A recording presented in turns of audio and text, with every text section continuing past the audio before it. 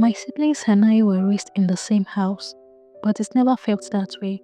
Same parent, same compound, same last name, but three completely different lives.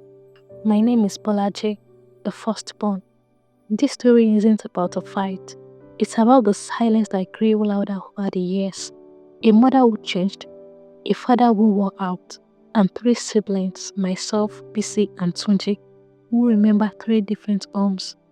The truth didn't come out until the reunion, until food was served, until the laughter faded, and suddenly, what we hadn't said in 20 years came pouring out like a burst pipe. We grew up in a quiet corner of Surulere. The early years were hard, at least for me, the eldest. I remember my mother's tired eyes after selling akara at the junction, my father's silence when rent was due, the days of cold heba and no meat. But if you ask my younger brother, Tunji, he will tell you his childhood was peaceful. He remembers cornflakes, Saturday cartoons, and our parents smiling over morning tea. The same house, two different memories. And then there was Bisi, the second born, always floating somewhere in between. She didn't have to fetch water from the well like I did, but she didn't enjoy cable TV and packed lunch like Sunji. She got the leftovers of everything. And that house on Olorunshogo Street saw us all grow up, but it gave us different stories, and no one ever talked about it until that Sunday. It was supposed to be a simple family lunch. Bisi planned it. She always played peacemaker. Mom was now retired. That passed 5 years ago.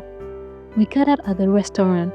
Nice place, white walls, clean table, smiling waiters who had no idea a storm was brewing under the surface. At first, it was laughter. Jokes about dad snoring, mom's obsession with anointing oil. Then Bisi brought up a financial issue. Something about contributing for mom's upkeep. I've been covering most of it alone, she said subtly. It's getting a bit much. That was when Tunji dropped his fork.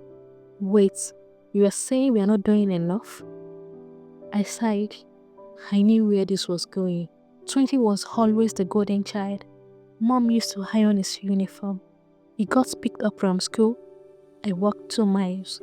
He got a laptop at 12. I didn't get mine until my final year in university.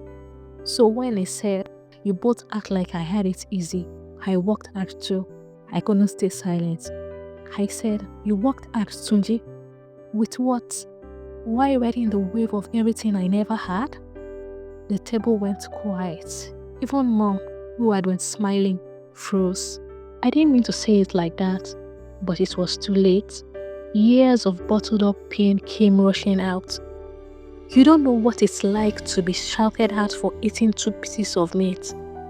You don't know what it's like to miss work because school fees weren't complete. Bisi tried to interrupt. I think we should all calm down. No, let's talk about it, I said. Let's finally talk about the fact that Mom was a different person when you came along, Tunji. Mom's voice trembled. Is this what you've been carrying all these years? I nodded. I raised myself. I raised Bisi. You raised Tunji. Everyone fell quiet. Even the waiter who came to refill water quickly walked away. I looked at my siblings, and for the first time, I saw it, their own versions of pain. Bisi wiped her eyes. You both talk like you had it worse, she said quietly. But do you know what it's like to always be forgotten? We turned to her. When you were struggling, she looked at me. You were the hero. When Tunji was pampered, he was the baby. Me? I was just there. She turned to Mom. I was 12 when I fainted in school. Nobody noticed I hadn't eaten. I walked home alone that day. Mom gasped. I don't remember. Exactly, Bisi said. Nobody remembers. That's my point. Her voice cracked. I didn't get struggles. I didn't get comfort. I just got silence. I wanted to speak, to comfort her, but I couldn't. She had held this in for years, just like I had. And so had Tunji. I know you think I had it easy, Tunji said. He looked down, twisting his napkin. But do you know what it feels like to grow up in a house full of ghosts? I frowned. What do you mean? I saw the way you looked at me, like I didn't deserve the things I got. I heard the story about how things used to be. I felt the guilt every time I opened the fridge. He turned to Mom. You called me your second chance. You said you wanted to do better. But sometimes that made it worse. His voice cracked. I wasn't spoiled.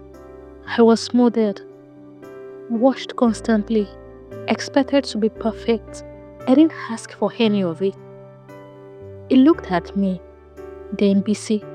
I didn't know how to connect with you two. I still don't. That was when I realized we had all grown up with a version of pain. But because he looked different, we never acknowledged it in one another. Mom finally spoke, tears in her eyes, voice shaking. I was trying to survive, she whispered. To feed you, to clothe you, to stay sane after your father lost his job. I didn't have time to be fair. She looked at me. You were my soldier. You handled things so well. I forgot you were still a child. She turned to Bisi. You were always so quiet. I assumed you were okay. And to Tunji, I was tired of being hard. I wanted to give you softness. Maybe I overdid it. We were all crying now, not because the pain had vanished, but because we were finally seeing each other. For the first time in years, we were truly sitting at the same table. The food went cold, but we didn't mind. We talked, listened, apologized. Mom said she wished someone had told her sooner, that she would have done things differently. I realized I had become the version of an elder's child that didn't ask for help, and silently resented it. Bisi had learned to shrink herself to avoid being a burden. Tunji had carried guilt for blessings he didn't choose. We were all broken in different ways, but that lunch became our repair room.